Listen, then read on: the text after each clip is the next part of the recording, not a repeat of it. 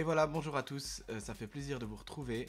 Je vais vous faire une petite correction d'exercice aujourd'hui, ce sera le L305. Je vais faire les A, E, F et L.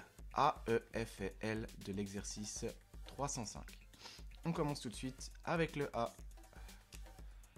Alors, 4x égale 5, x plus y égale 5. Dans cet exercice, je peux choisir la méthode. Donc ici, étant donné que j'ai que un x tout seul ici et là des y, je vais plutôt utiliser, c'est en tout cas ce que je préfère ici, simplement utiliser une méthode de substitution. Ou encore plus simple, c'est simplement résoudre l'équation là-haut en divisant par 4. Si je divise par 4, j'obtiens directement en haut que x égale 1,25. Et maintenant, je peux faire une substitution. 1,25 plus y égale 5. Je fais moins 1,25. J'obtiens x égale 1,25, y égale 3,75. La solution, c'est 1,25, point virgule, 3,75. Fermez la parenthèse, fermez la collade. Et voilà. Pour le E. Ici, j'ai une forme x moins y égale 4, 2x plus y égale 14. Personnellement, quand je vois des xy déjà bien alignés comme ça, j'aurais tendance à utiliser la combinaison linéaire. Mais on peut aussi simplement ici, par exemple, faire plus y et j'obtiens x égale 4 plus y et ensuite faire de la substitution. C'est possible. Moi, personnellement, ici, je vais utiliser la méthode de combinaison linéaire. Si je veux enlever les x, il faut multiplier ici par 2 et ici par moins 1 par exemple. J'obtiens 2x et moins 2x, ça c'est bon, ça s'annule. Moins 2y, moins y, il me reste moins 3y pour les y. Et puis pour les autres, la partie de droite, 2 fois 4, 8, 8 moins 14, moins 6.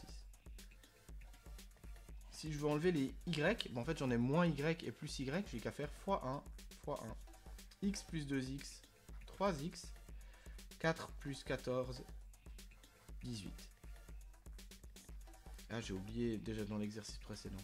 N'oubliez pas les petites flèches là. C'est simplement pour dire que les systèmes sont équivalents les uns avec les autres. C'est de la notation. Si vous l'oubliez, c'est pas dramatique évidemment. Ici, je divise par moins 3. Ici, je divise par 3. X égale 6. Y égale moins 2. S égale X d'abord 6, moins 2. Pour le F, X plus 3Y égale 1. 2X plus 6Y égale 2. Je vais aussi faire de la combinaison linéaire. De nouveau, j'ai des X et des Y bien alignés. Je me dis, ça doit marcher. J'y vais avec ça et je vais enlever les x. Je fais x2 là-haut et fois moins 1 ici. Comme ça, j'aurai 2 fois x, 2x, moins 2x. 2 fois 3y, 6y, moins 6y. Oups. Donc dans mon nouveau système, j'obtiens 0 ici parce que les x sont annulés, mais en fait les y aussi. Si je regarde là, 2 fois 1, 2. 2 fois moins 1, moins 2. 2 moins 2, 0. Ici, j'ai une situation 0 égale 0. C'est toujours vrai. Et ça me dit que le système est indéterminé. Ça veut simplement dire qu'il n'y a pas une seule solution, il y en a une infinité. Si vous voulez vous amuser à voir à quoi ressemble la notation dans un cas comme ça, je peux vous la noter.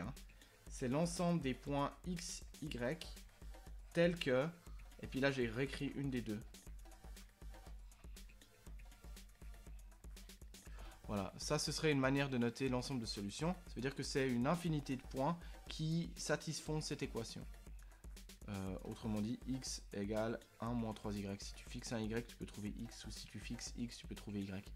Voilà, ça c'est juste pour que vous connaissiez ça dans un coin de votre tête, mais cette partie-là, la notation ici, vous n'êtes pas obligé de savoir. Par contre, sachez que si j'ai 0 égale 0, alors c'est indéterminé.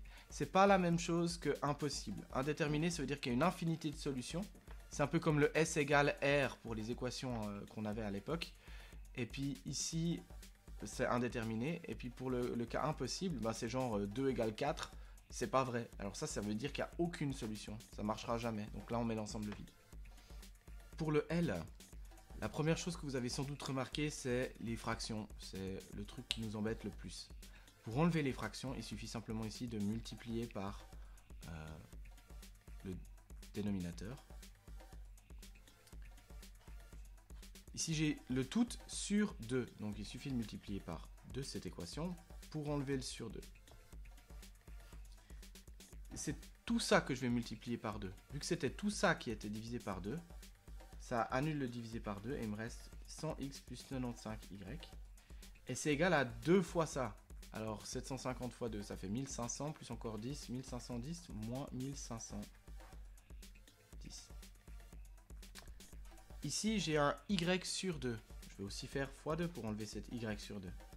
Mais c'est 2 fois tout. Et si j'avais écrit un 2 fois entre parenthèses tout ça, je devrais faire de la distributivité, donc de la distribution 2 fois 10x, 20x, 2 fois y sur 2, bah, ça enlève le sur 2, ça tombe bien. Il me reste y, 2 fois 11, 22. Et puis maintenant, je suis dans une situation bien plus agréable pour faire, par exemple, de la combinaison linéaire. On y va. Si je veux enlever les x, j'en ai 100 ici, j'en ai 20 ici. Je peux par exemple multiplier par 5 en bas et multiplier par moins 1 en haut. Ou alors à l'inverse, si vous voulez faire plutôt fois 1 en haut et fois moins 5 en bas. Personnellement, je vais quand même faire fois 5 en bas et fois moins 1 en haut.